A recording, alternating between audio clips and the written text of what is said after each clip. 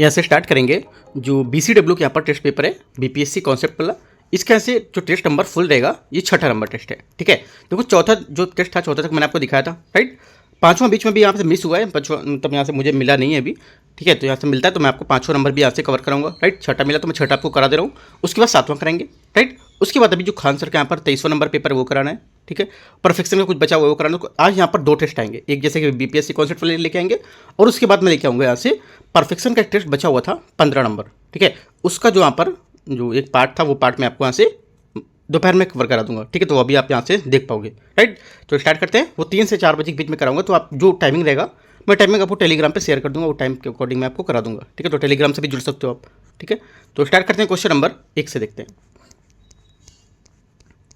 Question number 1 यहाँ से, निम्नलिखित में से किस राशि का मात्रक नहीं है इनमें से। ठीक है, करेक्ट आंसर हो जाएगा विकृति का मात्रक यहाँ पर नहीं होता है, प्रतिबल का होगा। ठीक है, बल का होता है, राइट। प्रतिबल का क्या होता है, बल अपॉन क्षेत्रफल, और बल का क्या होता है, बल बराबर होता है F बराबर में होता है। ठीक है, तो हमारा बल का हो जाएगा यहाँ से आपका न्यूटन, है ना, या मान सकते हो जो द्रव्यमान इंटू त्वरण से करके भी लिख सकते हो। और दाब का क्या होगा, दाब का आपका यहाँ से हो जाएगा जो मात्रक होता है हमारा, आपका दाब का पास्कल, हाँ पास्कल यहाँ से हो जाएगा आपका। ठीक है, बाकी आप लिख सकते हो दाब का फॉर्मूला जो था बल अपॉन क्षेत्रफल, ऐसे करके भी आप यहाँ से नोट कर सकते हो। ठीक है, तो यहाँ से ऐसा करके हमारे जितने हो जाएंगे वो इसके मात्रक हो जाएंगे, लेकिन विकृति का मात्रक यहाँ पर नहीं होता है। ठीक है, जो हमारी विकृति है इसका लंबाई में परिवर्तन फॉर्मूला होता है, लंबाई में परिवर्तन अपॉन मूल लंबाई, क्योंकि यहाँ पर दोनों मात्राएं जो लंबाई मीटर मापी जाती हैं, इसलिए यहाँ पर मीटर यहाँ से हट जाएगा, तो क्या होगा, मात्रक समाप्त हो गया, इसलिए यहाँ पर विकृति का मात्रक नहीं होता है। क्वेश्चन 2, एक आदर्श वोल्टमीटर का प्रतिरोध क्या होता है। आदर्श वोल्टमीटर इसका प्रतिरोध होगा यहाँ से कितना, अनंत, B होता है। ठीक है, मतलब अनंत यहाँ से होगा, राइट। क्यों, क्योंकि आप वोल्टमीटर एक ऐसा उपकरण जिसका उपयोग विद्युत परिपथ में 2 बिंदुओं के बीच विभवांतर वोल्टेज को मापने के लिए प्रयोग किया जाता है। ठीक है, वोल्टेज हमेशा उस घटक के समानांतर संयोजन में जोड़ा जाता है जिसका वोल्टेज मापना होता है। ठीक है, आदर्श वोल्टमीटर हमारा अनंत प्रतिरोध यहाँ पर क्यों होना चाहिए, क्योंकि यहाँ पर एक समानांतर संयोजन में कुल विद्युत धारा वोल्टमीटर और घटक के बीच विभाजित होती है, इसलिए यहाँ पर इसको अनंत होना चाहिए। B यहाँ से इसका करेक्ट आंसर हो जाएगा। ठीक है, और जो हमारा विद्युत धारा है उसको खींचने से बचने के लिए एक आदर्श वोल्टमीटर का प्रतिरोध अनंत होना चाहिए। ये भी एक क्विक पॉइंट लिख सकते हो। क्वेश्चन नंबर 3 है, स्ट्रीट लाइटों में उपयोग किए गए यहाँ पर जो लैंप हैं किस संयोजन से जुड़े होते हैं। करेक्ट आंसर हो जाएगा तीसरे का, यहाँ से ये जुड़े होते हैं समानांतर संयोजन से। किससे, समानांतर संयोजन। स्ट्रीट लाइटों में लैंप समानांतर जो हमारे कनेक्शन से जुड़े होते हैं, इससे ये सुनिश्चित होता है कि जो हमारे प्रत्येक लैंप को आपूर्ति के समान वोल्टेज मिलता है और दूसरे यहाँ पर जो स्वतंत्र रूप से कार्य करते हैं। यदि एक लैंप खराब हो जाता है या हटा दिया जाता है तो बाकी लैंप यहाँ पर समान रूप से काम करते रहते हैं, इसी को बोलते हैं समांतर। अगर यहाँ पर समांतर नहीं होगा तो एक लैंप हटाओगे तो पूरे लैंप यहाँ पर बंद हो जाएंगे। ठीक है, याद रखना है। श्रृंखला हमारा क्या होगा, ये संयोजन जो हमारा इसमें रहेगा उसमें से मतलब एक बल्ब हटाओगे तो क्या होगा, बेकार हो जाएगा, इस वजह से यहाँ पर इसको यूज करते हैं। यहाँ पर थोड़ा सा बात बताई गई, तो यही यहाँ पर इतना करेक्ट आंसर है C। ठीक है, इतनी बात आपको यहाँ से याद करनी है। इस वजह से क्वेश्चन पूछा था, क्योंकि यहाँ पर अगर हटा देते एक को और यहाँ पर दूसरा परिपथ होता तो यहाँ से बंद हो जाता। ठीक है, क्वेश्चन नंबर 4, जब एक पत्थर को चंद्रमा की सतह से पृथ्वी पर लाया जाता है तो क्या होता है। ठीक है, ये लाया जाता है तो क्या होता है, ये होता है जिसका भार जो होता है वो बदलता है, लेकिन यहाँ पर जो द्रव्यमान है उसमें चेंजमेंट नहीं होता है। B यहाँ से क्या होगा, 4th का करेक्ट आंसर हो जाएगा, क्योंकि द्रव्यमान को किसी वस्तु में पदार्थ की मात्रा के रूप में परिभाषित किया जाता है और ये कोई फर्क नहीं पड़ता इसमें कि यहाँ पर वस्तु कहाँ रखी गई है। ठीक है, चंद्रमा पृथ्वी चंद्रमा के अंतरिक्ष में जो हमारी द्रव्यमान का स्थिर रहेगा, वही हम पर जो भार होता है वह बल जिसके द्वारा एक शरीर को जो हमारा ग्रह है उसके केंद्र की ओर पर आकर्षित होता है, और इसे इस प्रकार व्यक्त किया जाता है जिसे भार बराबर द्रव्यमान इंटू गुरुत्वाकर्षण त्वरण। ठीक है, तो ये सब बातें याद रखनी है, इतना डीप आपको यहाँ से नहीं जाना है, इतना 2-3 बातें बताई उतना आपको यहाँ से याद करना है। क्वेश्चन नंबर 5, रॉकेट में 1 सेकेंड पेंडुलम द्वितीय पेंडुलम स्थापित किया गया, इसका दोलन काल तब घटता है जब, बोल रहा है तब घटता है जब रॉकेट, है ना, जब रॉकेट क्या होता, देखो जब रॉकेट हमारा एक समान गति से त्वरण करेगा, है ना, समान गति से त्वरण करेगा या ऊपर साथ में जाएगा। ठीक है, तो यहाँ से आंसर क्या होगा, आंसर हमारा हो जाएगा इसका C करेक्ट आंसर है। ठीक है, एक साधारण पेंडुलम का आवर्तकाल जो होता है वो कैसे निकालते हैं, T बराबर होता है 2 पाई √L/G करके ऐसे करके निकालते हैं। ठीक है, तो याद रखना इस हमारा T होगा या आवर्तकाल हो जाएगा और L होगा हमारी पेंडुलम की लंबाई हो जाएगी। ठीक है, और यहाँ से जो G होगा ये गुरुत्वाकर्षण त्वरण होता है। ठीक है, याद रखना है, आंसर हमारा हो जाएगा यहाँ से इसका समान त्वरण से C, यहाँ से इसका करेक्ट आंसर है। क्वेश्चन नंबर छठा, एक वस्तु जो समान गति से क्षैतिज वृत्त में घूम रहा है, इसमें से कौन सा नियत रहता है? वृत्त में घूम रहा है, इनमें से कौन सा नियत रहता है? आंसर हो जाएगा छठे का से जो नियत रहता है ये गतिज ऊर्जा। डी यहाँ से क्या होगा इसका करेक्ट आंसर होगा। ठीक है, जो हमारी समानांतर जो वृत्त गति है उसमें एक वस्तु समान गति से चलती है लेकिन दिशा बदलती रहती है। इसका मतलब है कि वेग, त्वरण और अभिकेंद्री बल सदिश मात्राएं जिनका दिशा जो होता है लगातार बदलती रहती है। हालांकि गतिज ऊर्जा जो एक परिमाण मात्रक है और केवल वेग के परिमाण पर निर्भर करता है और अपरिवर्तित रहती है, इसलिए ऐसी गति में केवल गतिज ऊर्जा यहाँ पर स्थिर होगी। तो यहाँ से डी करेक्ट आंसर होगा या नियत होगी। क्वेश्चन नंबर 7, जब प्रकाश वायु से कांच में प्रवेश करता है तो इसका तरंग दैर्ध्य क्या होगा? इसका तरंग दैर्ध्य हो जाता है यहाँ से कितना, तो बताना है आपको क्या होगा। आंसर हो जाएगा यहाँ से इसका, सोच के बताओ क्या होगा। आंसर होगा, देखो जब हमारा वस्तु है कांच में प्रवेश करता है, प्रकाश वायु में कांच में प्रवेश करता है तो इसका तरंग दैर्ध्य घटता है। ठीक है, क्या होगा? घटेगा, क्योंकि जब प्रकाश हवा या कम सघन माध्यम से कांच में अधिक माध्यम में प्रवेश करता है तो कई बदलाव होते हैं, जैसे कि गति और अपवर्तनांक में बदलाव के कारण होते हैं। ठीक है, और गति और तरंग दैर्ध्य में क्या होता है, उसमें किसी अधिक सघन के माध्यम से प्रकाश की गति घट जाती है। गति और तरंग दैर्ध्य में क्या होगी, इसकी गति घट जाएगी और आधारभूत गुण में यह आवृत्ति स्थिर रहती है। तो यहाँ से ये बात हो जाएगी, तो आंसर इसका करेक्ट होगा घटता। ठीक है,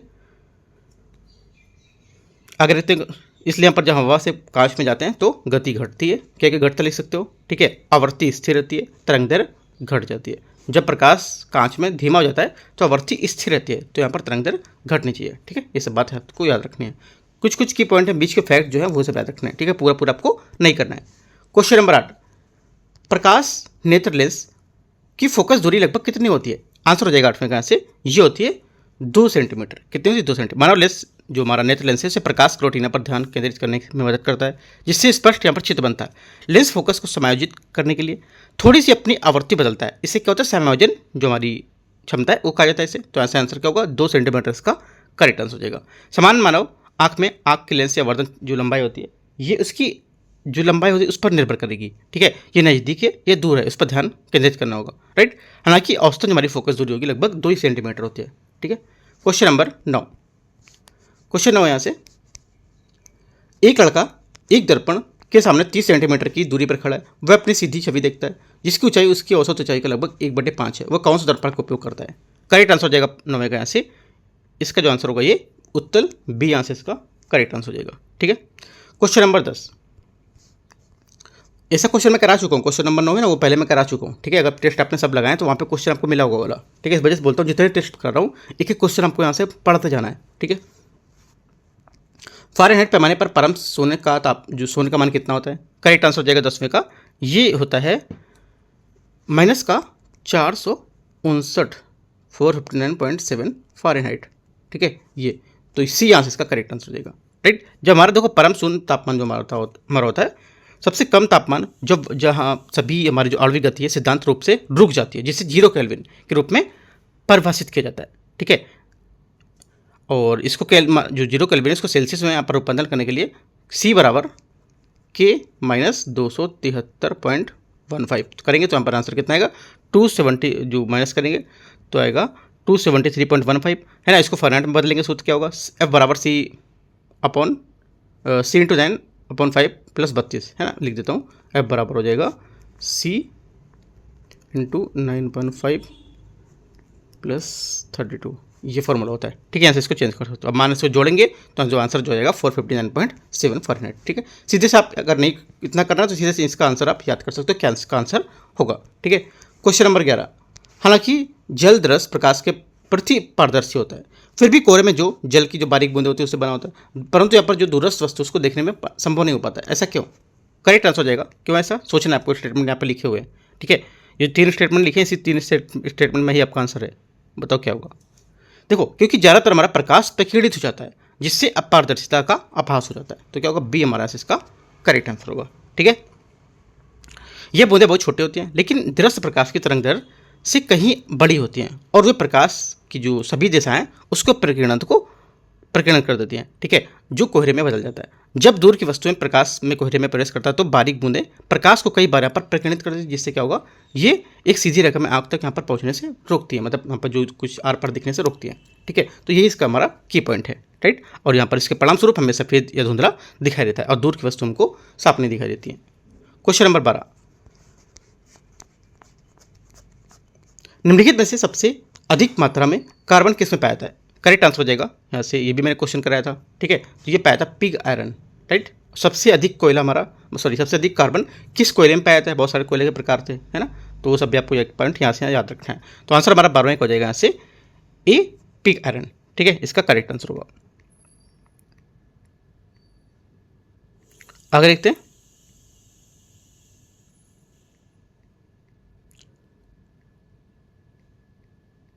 क्वेश्चन नंबर 13, शुष्क बर्फ क्या है?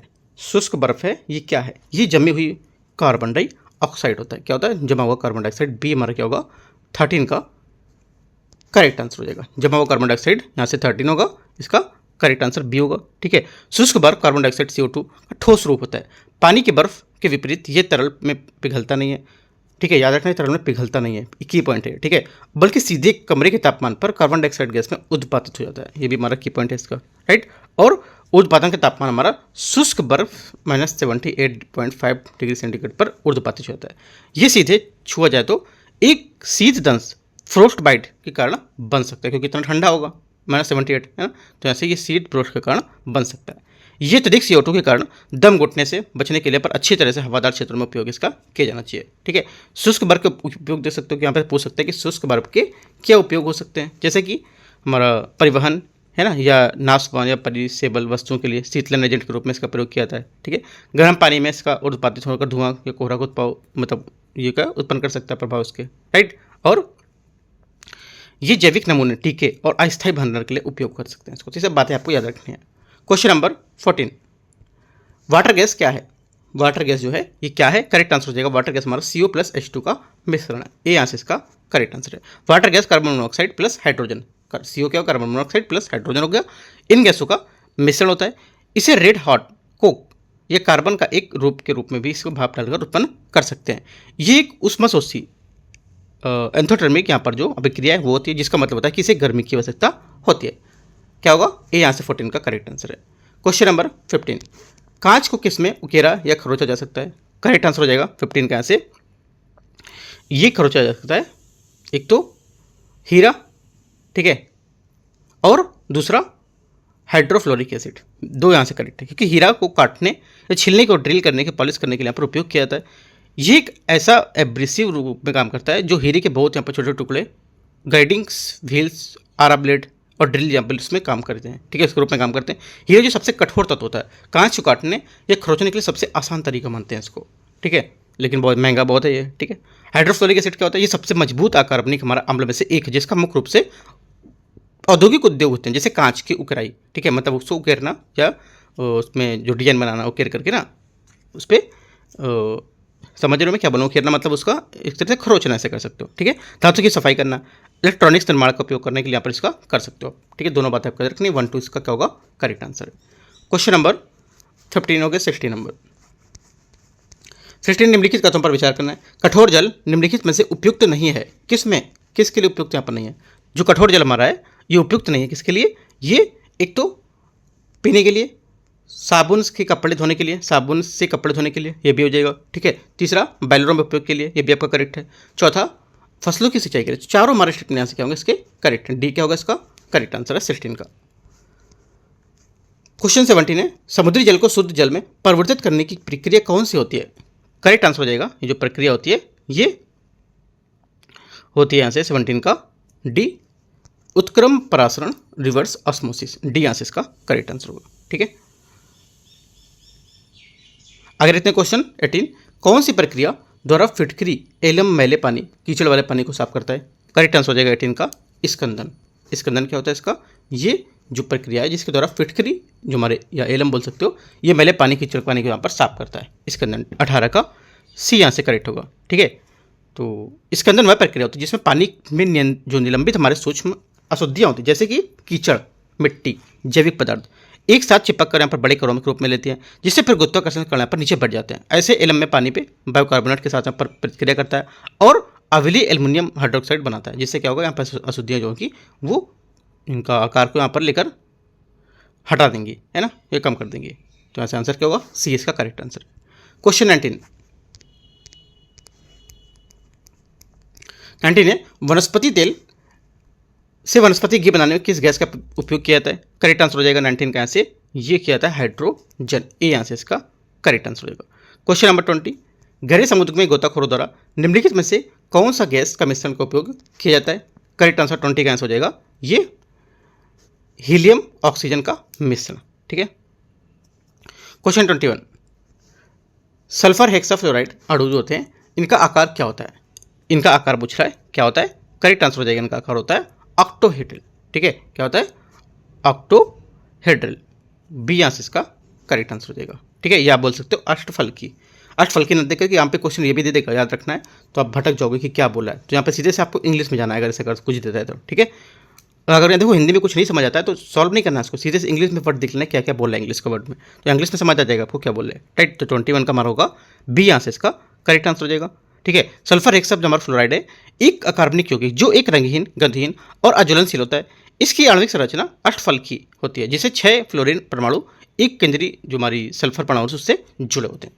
क्वेश्चन नंबर 22, कार के इंजन में नॉकिंग को रोकने के लिए निम्नलिखित में से किस एंटी नॉकिंग के एजेंट का उपयोग किया जाता है। करेक्ट आंसर हो जाएगा 22 का से ये बी टेट्रा इथाइल लेड का उपयोग यहाँ से करते हैं। क्वेश्चन नंबर 23, क्वेश्चन 23 है पीयूष या पिट्यूटरी ग्रंथि कहाँ अवस्थित होती है, राइट।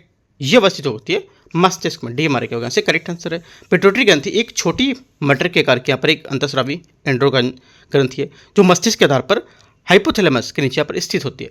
अंतःस्रावी ग्रंथियाँ वे ग्रंथियाँ होती हैं जो सीधी रक्त प्रवाह के हार्मोन मुक्त करती हैं, ठीक है। तो यहाँ से आंसर क्या होगा, डी यहाँ से इसका करेक्ट आंसर हो जाएगा, ठीक है। क्वेश्चन नंबर 24, रक्त आदान ट्रांसफ्यूजन में चढ़ाया जाने वाला रक्त न केवल एक रक्त का प्रकार बल्कि निम्नलिखित में से किस से भी यहाँ पर सुसंगत होना चाहिए। देखो यहाँ से होना चाहिए 24 में इसका ये RH कारक है इसके, ठीक है। देखो रक्त का उस प्रकार उस मौजूद हमारे जो अणु हैं उसके द्वारा निर्धारित होता है जो लाल जो हमारे रक्त कण है RBC उसकी सतह पर होते हैं। समानतः किसी व्यक्ति का रक्त का प्रकार जो होता है AB एंटीजन और RH कारक की उपस्थिति का अनुपस्थिति के आधार पर यहाँ पर वर्गीकरण किया जाता है, ठीक है। ये सबसे समान रक्त का समूह हमारा A सकारात्मक और A नकारात्मक, यहाँ पर B सकारात्मक B नकारात्मक, तो इस टाइप से यहाँ पर होता है AB सकारात्मक और AB नकारात्मक, O सकारात्मक और O नकारात्मक, ये सब यहाँ पर होते हैं इसमें, ठीक है। रक्त समूह के साथ जुड़े सकारात्मक या नकारात्मक चिन्ह को RH कहा जाता है, ठीक है। इंपॉर्टेंट बात है, RH क्यों कहा जाता है याद रखना है, राइट। और RH कारक RBC में एक वंशानुगत हमारा क्या होता है प्रोटीन होता है जो RH की कारक की खोज 1940 में लैंड स्टीनर और विनर ने की थी, कब 1940 में, ठीक है। RH असंगति लाल जो हमारी रक्त कण है उसको विनाश के कारण बनती है। ये सब चीज़ आपको यहाँ से एक्स्ट्रा याद रखनी थी। आगे देखते हैं क्वेश्चन 25, मानव जीव का वह संवेदनशील क्षेत्र जो कड़वाहट का महसूस करता है क्या होता है, वह है कौन सा। आंसर हो जाएगा 25 का वह यहाँ से पीछे का भाग। 26, मानव शरीर में विटामिन ए कहाँ संग्रहित होता है। करेक्ट आंसर हो जाएगा 26 का यहाँ से कहाँ संग्रहित होता है, ये संग्रहित होता है 26 का आपको देखना है स्टेटमेंट, उसके बाद सोचना क्या होगा, यकृत, ए यहाँ से इसका करेक्ट आंसर हो जाएगा, ठीक है।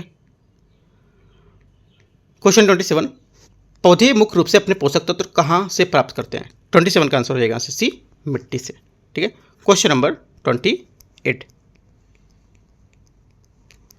निम्नलिखित में से कौन सा एक सच्चा फल नहीं है, है ना। इस टाइप का मैंने क्वेश्चन कराया हुआ था पहले, तो आंसर हो जाएगा 28 का आंसर ये सेब, ये सेम क्वेश्चन कराया था मैंने, ठीक है। क्वेश्चन 29, एक पौधे की कली क्या होती है, एक पौधे की कली क्या है, ठीक है।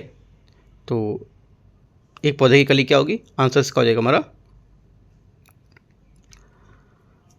29 का ए, एक भ्रूणी टहनी, ठीक है। क्वेश्चन नंबर 30, निम्नलिखित में से कौन सा युग्म सही सुमेलित नहीं है। 30 नंबर में कौन सा युग्म यहाँ पर सही सुमेलित नहीं है। करेक्ट आंसर हो जाएगा 30 का यहाँ से ये बी टोकोफेरोल बेरी बोल रहा है ना। तो यहाँ से विटामिन बी की कमी से बेरी होता है, टोकोफेरोल यहाँ से इसमें नहीं होगा। टोकोफेरोल हमारा विटामिन ई होता है, ये त्वचा की जो हमारी चमक है ना, लंबे समय तक बालों के लिए आवश्यक होता है, राइट। और यहाँ पर जो प्रजनन स्वास्थ्य के लिए भी महत्वपूर्ण होता है। बेरी बेरी B1 होता है ना कि यहाँ पर टोकोफेरॉल, तो गलत हो जाएगा, राइट। देखो जो मैं क्वेश्चन पहले करा चुका हूँ उसका मैं एक्सप्लेनेशन या फिर व्याख्या नहीं करूँगा, ठीक है, क्योंकि मैं पहले वो सब बातें करा चुका हूँ, फिर से दोबारा बताने का कोई मतलब नहीं है। तो क्या ज़रा जरा आप टेस्ट देखोगे तो सब चीज़ें आपको मिल जाएंगी वहाँ, सेम चीज़ें मैं बताता हूँ या फिर कुछ बताता हूँ या बता चुका हूँ, तो आप पेपर देखोगे पहले के, अभी जो मैं करा चुका हूँ वो सब आप देखोगे तो यहाँ से समझ आएगा कि यहाँ पे क्वेश्चन हो चुके हैं वो सब, ठीक है। क्वेश्चन 31, आगत और निर्गत तंत्रिकाएं मिलती हैं कहाँ, ठीक है। आगत निर्गत ये मिलती है केंद्रिका तंत्रिका तंत्र में, यहाँ से इसका करेक्ट आंसर हो जाएगा, ठीक है। आगत तंत्रिकाएं जो हमारी होती हैं ये शरीर के संवेदनशील जो हमारे रिसेप्टर्स होते हैं उनके संकेतकों को यहाँ पर जो मस्तिष्क और रीढ़ की जो हड्डी होती है उस तक पहुँचाती हैं, और ये निर्गत तंत्रिकाएं होती हैं, ठीक है, जो यहाँ पर सीनस मांसपेशी और यहाँ पर ग्रंथियों तक पहुँचाती हैं, जो यहाँ पर प्रतिक्रिया शुरू करती हैं करना, ठीक है। तो यहाँ पर बी करेक्ट आंसर होगा 31 का। 32, निम्नलिखित में से कौन सा कोशिका में प्रवेश करने वाले जीवाणु बैक्टीरिया को नष्ट करता है। आंसर हो जाएगा 32 का, ये जो नष्ट करता है, यहाँ से करेक्ट आंसर 32 का हो जाएगा सी लाइसोसोम, करेक्ट आंसर है इसका। क्वेश्चन 32 हो गया। 33, निम्नलिखित में से किस विटामिन को एग्रो कैल्सीफेरॉल के नाम से जाना जाता है। करेक्ट आंसर हो जाएगा 33 का, ये जाना जाता है विटामिन D2, ए आंसर इसका 33 का करेक्ट आंसर हो जाएगा, ठीक है। देखो यहाँ पर जो एग्रो कैल्सीफेरॉल है विटामिन D2 का वैज्ञानिक नाम है। ये मुख्य रूप से पौधों के स्रोतों जैसे मशरूम और फोर्टिफाइड यहाँ पर खाद्य जो हमारे पदार्थ है उसमें पाया जाता है, ठीक है। जो हमारे कोलेकाल्सीफेरॉल जो है ये विटामिन D3 का वैज्ञानिक नाम है। ये सूरज की यहाँ पर रोशनी में त्वचा जो संश्लेषित होती है उससे होता है, और जानवरों से यहाँ पर प्राप्त जो हमारे खाद्य पदार्थ जैसे कि यहाँ पर वसायुक्त मछली, अंडे, जर्दी उसमें यहाँ पर पाया जाता है, ठीक है। क्योंकि यहाँ पर एग्रो कैल्सीफेरॉल विटामिन D2 का एक विटामिन की कमी से, समग्र विटामिन D की कमी से जुड़ी जो स्थिति होती है उससे उत्पन्न होता है, ठीक है। तो ये सब चीज़ें आपको याद रखनी है। विटामिन D और D2 D3 दोनों को मिला के D बना, ठीक है। इसका मुख्य कार्य हमारा जो होता है कैल्शियम और अपर फास्फोरस को अवशोषित करने में मदद करता है, जो हड्डियों को मजबूत और दांतों में के लिए महत्वपूर्ण हो जाता है। क्वेश्चन 34, गुर्दे के माध्यम से प्रति मिनट में औसत रक्त प्रवाह कितना होता है। इसका करेक्ट आंसर हो जाएगा, ये होता है स्टेटमेंट में दे रखा है 1200 सीसी, 200 सीसी, 500 सीसी, तो आंसर हो जाएगा हमारा 1200 सीसी, इसका करेक्ट आंसर होगा, ठीक है। क्वेश्चन 35 है, निम्नलिखित में से कौन सा राज्य भारत के 2011 की जनगणना के अनुसार सबसे अधिक जनसंख्या घनत्व वाला राज्य होगा। करेक्ट आंसर हो जाएगा 35 का। 35 का आंसर सी यहाँ से करेक्ट, बिहार। क्वेश्चन 36 है, केंद्र राज्य संबंध में बदलाव की सिफारिश करने के लिए गठित सरकारी आयोग निम्नलिखित में से किस वर्ष अपनी रिपोर्ट प्रस्तुत की थी। करेक्ट आंसर हो जाएगा, ये रिपोर्ट जो प्रस्तुत की थी 1987 में, डी यहाँ से क्या होगा इसका करेक्ट आंसर होगा। क्वेश्चन नंबर 37, भारतीय संविधान के किस अनुच्छेद में लोकसभा अनुसूचित जनजाति के लिए आरक्षण का प्रावधान करता है। करेक्ट आंसर हो जाएगा 37 का, ये प्रावधान करता है आर्टिकल यहाँ से अनुच्छेद 330, ठीक है 330। क्वेश्चन नंबर 37 हो गया। 38 नंबर देखते हैं। 38 है, भारत में वरीयता क्रम को निम्नलिखित में से कौन बताना है कौन सा यहाँ पर पहले आता है, ठीक है। जो पहले आता है यहाँ से इसमें हो जाएगा आपका क्वेश्चन के अकॉर्डिंग, ठीक है। क्वेश्चन के अकॉर्डिंग हमारा जो पहले आएगा यहाँ से पहला हो जाएगा आपका सर्वोच्च न्यायालय के न्यायाधीश, यहाँ से इसका ये होगा। भारत में वरीयता क्रम में प्राथमिकता एक प्रोटोकॉल सूची होती है जो भारत की सरकार राज्यों को और अधिकारियों को प्रतिष्ठित व्यक्ति को मुख्य रूप से यहाँ पर जो समारोहित उद्योग होते हैं उसको रैंक प्रदान करती है। इसका कानून निर्धारण नहीं होता बल्कि यहाँ पर समारोहित जो हमारे दौरान प्रोटोकॉल निर्धारित करने के लिए यहाँ पर उपयोग किया जाता है, ठीक है। तो आंसर हमारा क्या होगा, सर्वोच्च न्यायालय इसका सबसे पहले आएगा इन चारों को लेकर के, ठीक है। वैसे नहीं, इन चारों के अंदर में बात कर रहा है, ठीक है। क्वेश्चन नंबर 39, समानता लोकसभा में कितने वार्षिक सत्र होते हैं। करेक्ट आंसर हो जाएगा 39 का, यहाँ से जो वहाँ पर वार्षिक सत्र होते हैं ये टोटल 3 होते हैं, है ना। कौन कौन सा, बजट सत्र फरवरी से मई तक होता है, राइट। मानसून सत्र जुलाई से सितंबर तक होता है, और तीसरा हो जाएगा शीतकालीन सत्र नवंबर से दिसंबर तक होता है, याद रखना है तीनों यहाँ से। 40 नंबर क्वेश्चन है, स्वतंत्र भारत में गठित पहले विधि आयोग लॉ कमीशन के अध्यक्ष कौन थे। करेक्ट आंसर हो जाएगा 40 का, यहाँ से ये थे श्री MC सेठलवाड़, यहाँ से शीतलवाड़, यहाँ से करेक्ट आंसर हो जाएगा सी, यहाँ से इसका करेक्ट आंसर है, राइट। क्वेश्चन नंबर 41, निम्नलिखित में से किस राज्य में पंचायती राज प्रणाली लागू नहीं है, ठीक है। किस में लागू नहीं है, करेक्ट आंसर हो जाएगा 41 का, यहाँ से जो डी सभी में, ठीक है। पंचायती राज लागू नहीं है, इसमें से किसी में लागू नहीं है। तो आंसर क्या होगा, देखो मिजोरम, मेघालय और नागालैंड राज्यों में पंचायती राज प्रणाली लागू नहीं है, ठीक है। इन राज्यों में अपनी विशिष्ट स्थानीय शासन जो संरचना है जो अक्सर उनकी जनजातीय परंपराओं को विशेष रूप से संवैधानिक प्रावधानों के कारण होती है, ठीक है, याद रखना है। क्वेश्चन डी है यहाँ से इसका 41 का डी। 42 भारतीय जो यहाँ पर राष्ट्रपति हैं उसकी कितनी बार पुनः निर्वाचित होने के लिए पात्र होंगे? आंसर हो जाएगा 42 का यहाँ से किसी भी संख्या में, कितना भी, है ना। तो यहाँ पर कितनी बार भी, तो आंसर हमारा सी यहाँ से इसका करेक्ट आंसर हो जाएगा 42 का। 43 भारतीय संविधान के निर्माण में कितना समय यहाँ पर लगा था? 2 वर्ष 11 में 18 दिन। ये मुझे कब से याद है पता है? क्लास 9th में मैं पढ़ा था ना, जब से मुझे याद है, राइट। तो आंसर हमारा 43 का क्या होगा? 43 का आंसर ए यहाँ से 2 वर्ष 11 में 18 दिन करेक्ट आंसर हो जाएगा। क्वेश्चन नंबर 44 अस्पृश्यता को भारतीय संविधान के किस अनुच्छेद में यहाँ पर समाप्त किया गया था? करेक्ट आंसर हो जाएगा 44 का यहाँ से ये समाप्त किया गया था अनुच्छेद। आपको सोचना है, बताओ सोच के, बहुत ईजी क्वेश्चन है। आंसर बता रहा हूँ, सी यहाँ से करेक्ट है, ठीक है। क्वेश्चन 45 यदि भारत में एक राष्ट्र एक चुनाव को लागू करना है तो भारतीय संविधान में किस अनुच्छेद में संशोधन करने की आवश्यकता होगी? करेक्ट आंसर हो जाएगा 45 का यहाँ से ये अनुच्छेद 172 और अनुच्छेद 83 दोनों का यहाँ पर। तो यहाँ पर क्या होगा? सी यहाँ से इसका करेक्ट आंसर रहेगा। क्वेश्चन नंबर 46 है राज्यसभा में प्रतिनिधित्व यहाँ पर निम्नलिखित में से कौन शामिल होता है? राज्यसभा के प्रतिनिधित्व में निम्नलिखित में कौन शामिल होता है? करेक्ट आंसर हो जाएगा 46 में ये शामिल जो होता है इनमें से एक से अधिक, है ना। कौन कौन देख लेते हैं। भारत के राष्ट्रपति द्वारा नामित सदस्य भारतीय संविधान के अनुच्छेद 80(1) के तहत राज्यसभा में अधिकतम 12 सदस्य यहाँ पर राष्ट्रपति द्वारा नामित किए जाते हैं। ये सदस्य साहित्य, विज्ञान, है ना, और कला क्षेत्र जो होता है वो सामाजिक क्षेत्र, सेवा क्षेत्र में, और यहाँ पर विशेष व्यवहारिक ज्ञान रखने के लिए यहाँ पर नामित कर सकते हैं इनको, राइट। तो यहाँ से जो आंसर हमारा हो जाएगा यहाँ से इसका 46 का ये डी यहाँ से करेक्ट है, ठीक है।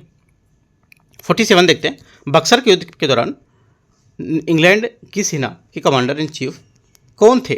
करेक्ट आंसर हो जाएगा ये थे मुनरो, ठीक है। यहाँ पर क्या थे? मुनरो, यहाँ से इसका करेक्ट आंसर हो जाएगा, ठीक है। पूरा नाम क्या है इनका? Hector Munro.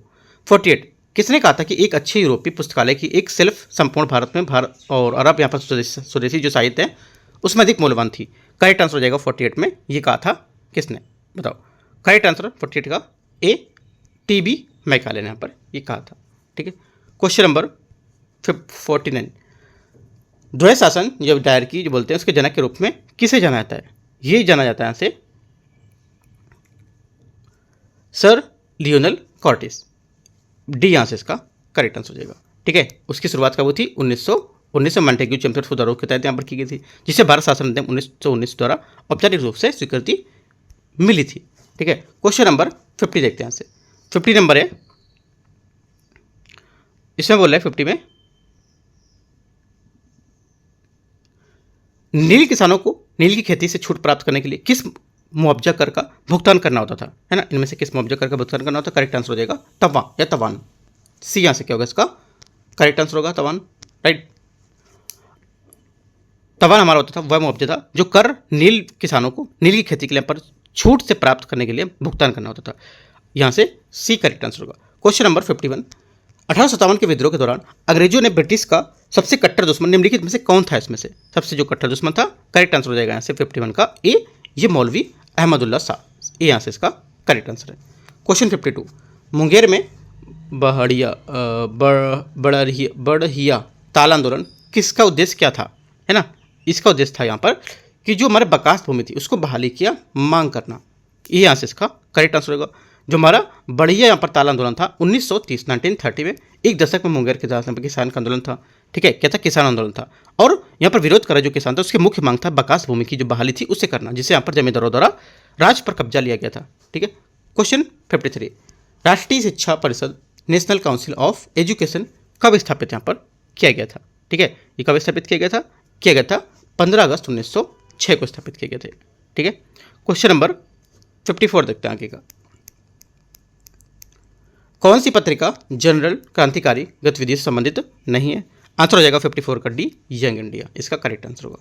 क्वेश्चन नंबर 55 यहाँ से 19वीं सदी के धार्मिक सुधार आंदोलन में किस वर्ग की जनसंख्या को मुख्य रूप से आकर्षित किया था?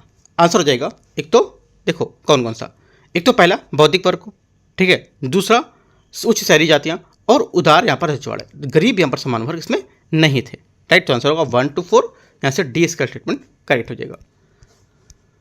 56 है, सुरक्षा प्रकोष्ठ सिक्योरिटी सेल नीति किससे संबंधित है? करेक्ट आंसर हो जाएगा 56 का, ये संबंधित है वारेन हेस्टिंग, ए यहाँ से इसका करेक्ट आंसर हो जाएगा।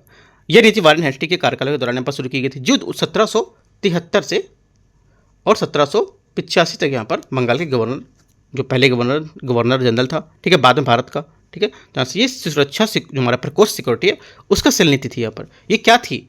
ये इस तरह के यहाँ पर जो हमारे उपनिवेशी प्रशासन थे उसमें सुरक्षा इकाइयों को बढ़ाना, ठीक है, सिक्योरिटी सेल को स्थापित करना, राइट, और यहाँ पर जो उच्च अधिकारी सुरक्षा है उनको देखना, और विशेष रूप से उन क्षेत्रों में जहाँ पर अशांति फैली हुई है, ठीक है, तो यहाँ से सब बातें आपको याद रखनी है। अगला देखते हैं क्वेश्चन नंबर 57 को, बॉम्बे प्रेसिडेंसी एसोसिएशन की स्थापना किसने की थी? करेक्ट आंसर हो जाएगा 57 का, ये की थी फिरोजा मेहता, केटी तेलंग, तैयब जी, तो ये सभी हमारा हो जाएगा 57 का आंसर, डी आंसर इसका करेक्ट आंसर हो जाएगा, ठीक है। क्वेश्चन नंबर 58, भारतीय राष्ट्रीय कांग्रेस के का पूर्ववर्ती था कौन सा? भारतीय राष्ट्रीय कांग्रेस का पूर्ववर्ती था कौन? करेक्ट आंसर हो जाएगा 58 का आंसर, ये बी इंडियन एसोसिएशन, ठीक है, इंडियन नेशनल एसोसिएशन जो था, इसकी स्थापना मूल रूप से भारत सभा के रूप में की गई थी। इसका पहला वार्षिक अधिवेशन सम्मेलन कलकत्ता में आयोजित किया गया था। ये एसोसिएशन बाद में 1886 में 1886 में भारतीय राष्ट्रीय कांग्रेस में विलय हो गया था, याद रखना है। क्वेश्चन नंबर 59, बिहार की जनजाति ने के कांग्रेस के गया सत्र में भाग लिया था? बिहार की किस जनजाति ने बिहार जो कांग्रेस के गया सत्र में भाग लिया था, ये बताना है आपको। आंसर हो जाएगा 59 का आंसर करेक्ट, ये हो जाएगा ओरांव या उरांव, इसका करेक्ट आंसर है। बिहार की जनजाति जहाँ में उरांव जो है, इसने ऐतिहासिक रूप से जो हमारे कांग्रेस गया अधिवेशन में भाग लेने का रिकॉर्ड बनाया था, ठीक है, तो याद रखना है। क्वेश्चन नंबर 60 देखते हैं, स्वदेशी बांधव समिति के संस्थापक कौन थे? इसके संस्थापक थे कौन? अश्विनी कुमार दत्त, इसका करेक्ट आंसर हो जाएगा। अश्विनी कुमार दत्त स्वदेश बांधव समिति के अध्यक्ष थे, या सॉरी संस्थापक थे, ठीक है, जिसकी स्थापना 6 अगस्त 1905 में बरीसाल जो यहाँ पर जो अब बांग्लादेश में उसने की थी। इस समिति का उद्देश्य स्वदेशी यहाँ पर जो सामान थे उसका उपयोग को बढ़ावा देना और विदेशी उत्पादों का बहिष्कार करना और पूरे क्षेत्र में समर्थन जुटाने के लिए यहाँ पर शाखाओं का नेटवर्क स्थापित करना था। Question number 61, British house of Commons में पहले भारतीय सदस्य के रूप में दादा भाई नौरोजी ने किस पार्टी के टिकट का चुनाव लड़ा था? आंसर हो जाएगा यहाँ से ए लिबरल पार्टी का, इससे करेक्ट आंसर है। दादा भाई नौरोजी 1892 में जो फिल्सबरी सेंट्रल निर्वाचन क्षेत्र में जो ब्रिटिश हमारे हाउस ऑफ कॉमन्स के पहले भारतीय सदस्य के रूप में चुने गए थे, उन्होंने लिबरल पार्टी के टिकट का चुनाव लड़ा था, जो अन्य ब्रिटिश पार्टियों के मुकाबले भारतीय आकांक्षाओं के प्रति अधिक प्रगतिशील और सहानुभूति थी, ठीक है। दादा भाई नौरोजी को भारत के ग्रैंड जो ओल्ड मैन ऑफ इंडिया उसके रूप में जाना जाता था, ठीक है, यहाँ से याद रखना आंसर क्या होगा 61 का ए करेक्ट है। 62, निम्नलिखित में से कौन सा अधिनियम ब्रिटिश सरकार को बंदी प्रत्यक्षीकरण हैबियस कॉर्पस के अधिकार को निलंबित करने की अनुमति देता है? आंसर हो जाएगा 62 का, ये देता है रॉलेट अधिनियम 1919, सी यहाँ से इसका करेक्ट आंसर है। 63 नंबर, किस घटना के बाद जो महात्मा गांधी थे, ठीक है, इन्होंने असहयोग आंदोलन को अपनी सहमति जो अपनी हिमालय भूल यहाँ पर बताया था? करेक्ट आंसर हो जाएगा 63 का। किसे बताया था ये बताया था उन्होंने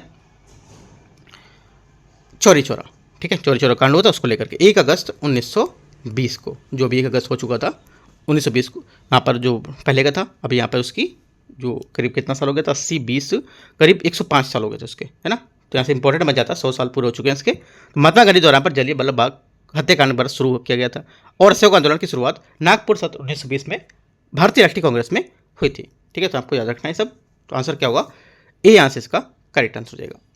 क्वेश्चन नंबर 64, डेट याद रखनी, डेट बहुत इंपॉर्टेंट है इसकी, क्योंकि यहाँ पर पेपर भी अभी सितंबर में होने वाला, तो यहाँ पर जो नियरेस्ट डेट है वो सब आपसे पूछ सकता है।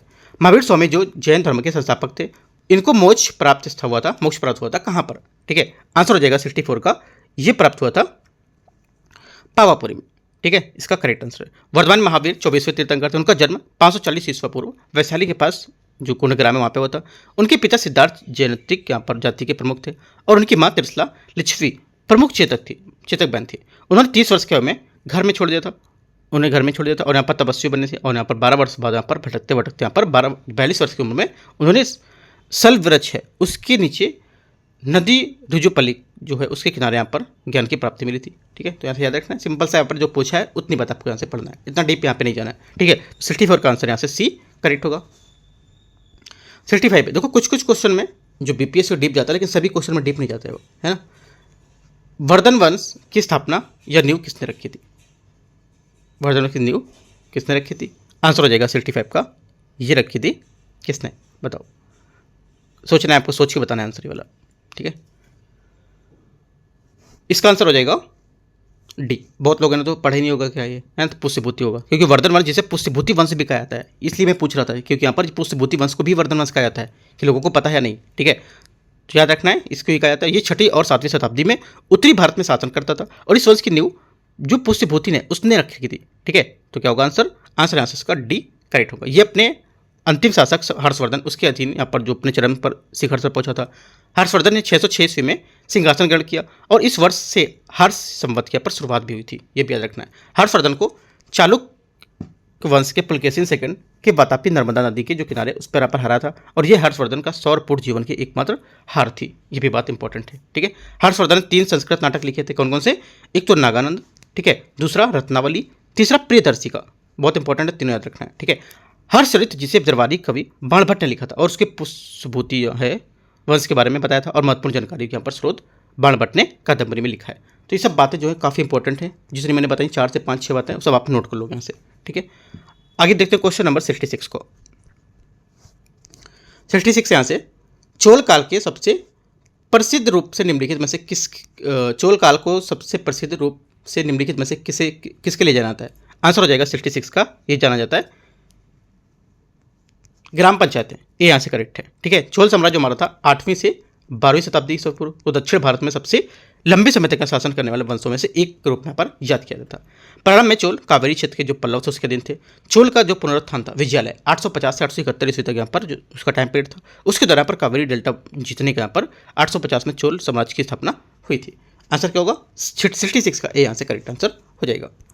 67, प्राचीन भारत की निम्नलिखित में से लिपियों में से कौन सी लिपि दाएं से बाएं ठीक है, दाएं से बाएं लिखी जाती थी, ठीक है। आंसर क्या होगा? 67 का आंसर यहाँ से हो जाएगा। इस टाइप का क्वेश्चन मैंने कराया हुआ है आपको, राइट। तो आंसर हो जाएगा सी यहाँ से खरोष्ठी लिपि में। खरोष्ठी लिपि प्राचीन भारत की ऐसी लिपि थी जो दाएं से बाएं लिखी जाती थी। खरोष्ठी लिपि का उपयोग मुख्य रूप से पाकिस्तान और अफगानिस्तान के उत्तर पश्चिमी क्षेत्र जो गंधारी प्राकृत और यहाँ पर संस्कृत लिखने के लिए किया जाता था। यह लिपि अशोक के शिलालेख में भी पाई गई है, जो शाहबाजगढ़ी और मनसेहरा पाकिस्तान में जो स्थित है उसके यहाँ पर देखा गया इसमें। तो आंसर सी यहाँ से करेक्ट आंसर होगा, ठीक है। क्वेश्चन नंबर 68 है, संस्कृत में लिखे गए शिलालेख जो लगभग 2वीं शताब्दी ईसा पूर्व में रचित हुआ था, इसके अनुसार सुदर्शन झील जो एक कृत्रिम जलाशय भी थी उसकी मरम्मत किसने करवाई थी? आंसर हो जाएगा 68 का, यहाँ से इसकी मरम्मत करवाई थी रुद्रदमन, ए यहाँ से इसका करेक्ट आंसर होगा। क्वेश्चन नंबर 69, प्राचीन भारत के नेपोलियन के रूप में किसे जाना जाता है? आंसर हो जाएगा 69 का, ये जाना जाता है किसको? समुद्रगुप्त को, डी यहाँ से करेक्ट आंसर है 69 का। क्वेश्चन नंबर 70 है, निम्नलिखित में से किस हड़प्पा नगर में जूते हुए खेत यहाँ पर पाए गए? इनमें से पूछ रहा है हड़प्पा के कौन से ऐसे नगर है जहाँ पर जूते हुए खेत जो थे वो देखे गए थे, राइट। कहाँ पे देखे गए थे आपको बताना है। करेक्ट आंसर हो जाएगा 70 का ए, ये देखे गए थे कालीबंगा में, ठीक है। कालीबंगा जो हाल से जोते हुए खेत यहाँ पर चिन्ह पाए गए थे, जो ये दर्शाते हैं कि यहाँ पर कृषि का साक्ष्य प्रमाण होता था, है ना। और कालीबंगा में हाल से जोते गए यहाँ पर जो खेत है उसके साथ साथ यहाँ पर आग के पूजा स्थल भी देखे गए थे, सजाए गए थे ईंटों के, और भूकंप के प्रमाण भी यहाँ पर मिले थे। ये स्थल मध्यकालीन राजस्थान में स्थित है, ठीक है, याद रखना है। कालीबंगा क्या होगा? इसका करेक्ट आंसर होगा। आगे क्वेश्चन देखते हैं, क्वेश्चन नंबर 71, शिवाजी ने मुगलों को किस युद्ध में पराजित किया था? करेक्ट आंसर हो जाएगा, ये पराजित किया था सालहेर, ठीक है, सालहेर। यहाँ से आंसर क्या होगा? सी यहाँ से इसका करेक्ट आंसर। शिवाजी ने महाराज ने छत्रपति शिवाजी महाराज ने 1630 में से 1680 इनका टाइम पीरियड था, ठीक है। उसके बीच में इन्होंने मराठा साम्राज्य के संस्थापक शिवाजी ने 7वीं शताब्दी में बीजापुर के आदिल शाही जो सल्तनत थे उसके घटते प्रभाव के बीच में पर एक स्वतंत्र मराठा राज की नींव रखी थी। उन्होंने 1674 में, ठीक है, रायगढ़ के किले में पर स्वयं को छत्रपति यहाँ पर स्वाधीन सम्राट घोषित किया था। कब घोषित किया था याद रखना है, इंपॉर्टेंट यहाँ पर टाइम डेट है, ठीक है। आगे जिसने मराठा साम्राज्य को औपचारिक रूप से शुरुआत हुई थी, और प्रारंभिक जीवन और जो सैन्य कौशल इनका जो था, इनका जन्म 1630 में कब हुआ था? 1630 में शिवनेरी किले में शाहजी यहाँ पर भोसले और यहाँ पर जीजाबाई के यहाँ हुआ था, ठीक है। छोटे यहाँ पर उम्र में ही यहाँ पर उन्हें सैन्य और कौशल प्रशिक्षण पर मिला था। उन्हें अपनी माँ और गुरु समर्थ रामदास के प्रति गहरी श्रद्धा थी। तो ये सब बातें आपको एक्स्ट्रा याद रखनी और ज़्यादा डीप में नहीं जाना है। आंसर क्या होगा? 70 का, यहाँ से 70 तो हो गया था, और 71 का बस जो सालहेर था ये हो जाएगा। 72 मयूर सिंहासन पर बैठने वाले अंतिम मुगल सम्राट कौन थे? करेक्ट आंसर हो जाएगा 72 का अंतिम मुगल सम्राट यहाँ से मोहम्मद शाह, बी यहाँ से इसका करेक्ट आंसर हो जाएगा। ठीक है, मोहम्मद शाह 1719 से 1748 का इनका टाइम पीरियड था। ठीक है, वह अंतिम मुगल सम्राट थे जिन्होंने अपने शासनकाल के दौरान मयूर सिंहासन, ये तख्त ए ताउस उस समय बोलते थे इसको, तख्त ए ताउस, उस पर बैठने का गौरव प्राप्त किया था। 1739 में नादिर शाह ने भारत पर आक्रमण किया और करनाल युद्ध में मुगलों को पराजित किया था। ठीक है, याद रखना है। आंसर 72 का बी करेक्ट है। 73 निम्नलिखित में से घटनाओं को विचार करना है और उनके यहाँ पर कालक्रम को सर व्यवस्थित करना है। देखते हैं 73 को। पहला देखो, यहाँ पर जो मैच करेंगे उनके हिसाब से बताएंगे, पहले बता देते हैं कौन कौन सा है। यहाँ से आएगा पहला आपका चौथा नंबर खानवा युद्ध। खानवा युद्ध कब हुआ था? 1527। ठीक है, उसके बाद आपका आएगा आपका चौसा का युद्ध। ठीक है, ये कब हुआ था? 1539। उसके बाद क्या हुआ था? उसके बाद हुआ था आपका यहाँ से पहला कन्नौज का युद्ध, कन्नौज या बेलग्राम 1540।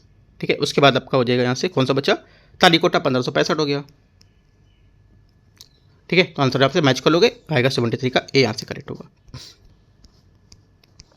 74 है, किसने ये कहा था कि अकबर के समय में इलाहाबाद में 40 खंभों वाला महल बनाने के लिए यहाँ पर 5000 से अधिक से 20,000 के लोग यहाँ पर 40 वर्षों तक काम करते थे? ठीक है, आंसर क्या होगा इसका? आंसर हो जाएगा 74 का करेक्ट आंसर यहाँ से सी विलियम फिंच, इसका करेक्ट आंसर है। क्वेश्चन नंबर 75 महाभारत का फारसी अनुवाद जो 16वीं सदी में किया गया था उसे क्या कहा जाता था? उसे क्या जाता था?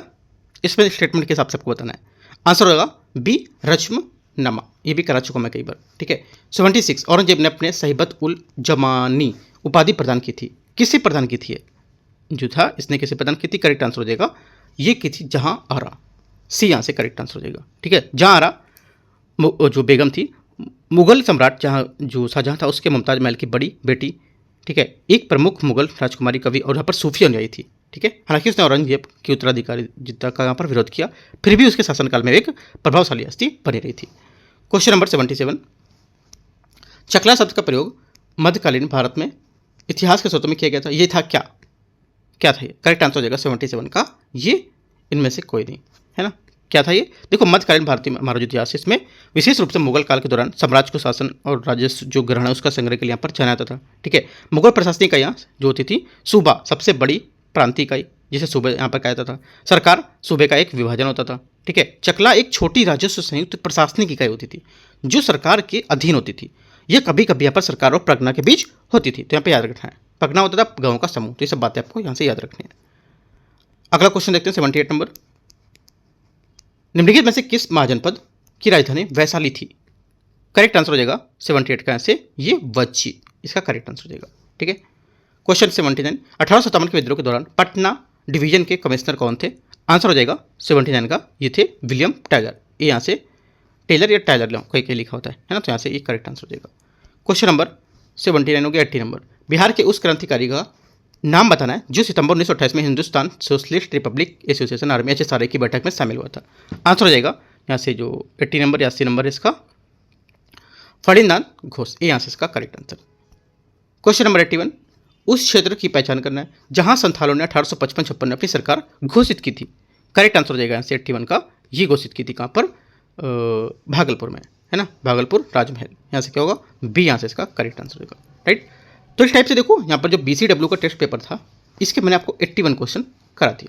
ठीक है, बचेंगे क्वेश्चन 82 से 150 तक, वो मैं आपको पार्ट नंबर 2 में करा दूंगा। राइट, दूसरी बात यहाँ जो आपने टेस्ट सॉल्व किया इसमें जो टॉपिक आपको थोड़ा सा डाउट लगेगा कि यह टॉपिक मुझे थोड़ा सा लग रहा है या आपके क्वेश्चन नहीं सही हो रहे हैं इसमें लेकर, ठीक है, तो उस टॉपिक को जाके अच्छे से 1 से 2 घंटे 3 घंटे देकर पूरे टॉपिक को लेकर के 1 से 80 क्वेश्चन के बीच में जो आए आपको जो नहीं समझ आए उनको जाकर थोड़ा सा डीप पढ़ना है, तब तो आपको यहाँ पे अच्छा सा फायदा मिलेगा टेस्ट करने का। वरना आप ऐसे देख लोगे और दूसरा टेस्ट सॉल्व करने लगोगे, कुछ नहीं आपको समझ आएगा क्या करना है। सीधा से इसी टेस्ट को एनालाइज करना है कि क्वेश्चन कौन कौन से क्या क्या मैंने किया है। इसीलिए मैं बोलता हूँ पेपर करा रहा हूँ तो A4 पेपर आपको लेके बैठना है। मैं डेली आपकी बात बताता हूँ, आज मैं बताना भूल गया। ठीक है, तो क्या A4 पेपर आपको लेके बैठना होता है और यहाँ से कुछ पॉइंट्स इंपॉर्टेंट होते हैं अपन लिखने होते हैं। ठीक है, बाकी कोई डाउट रहेगा एग्जाम को लेकर के कुछ है तो आप यहाँ कमेंट में पूछ सकते हो। ठीक है, all the best, thank you.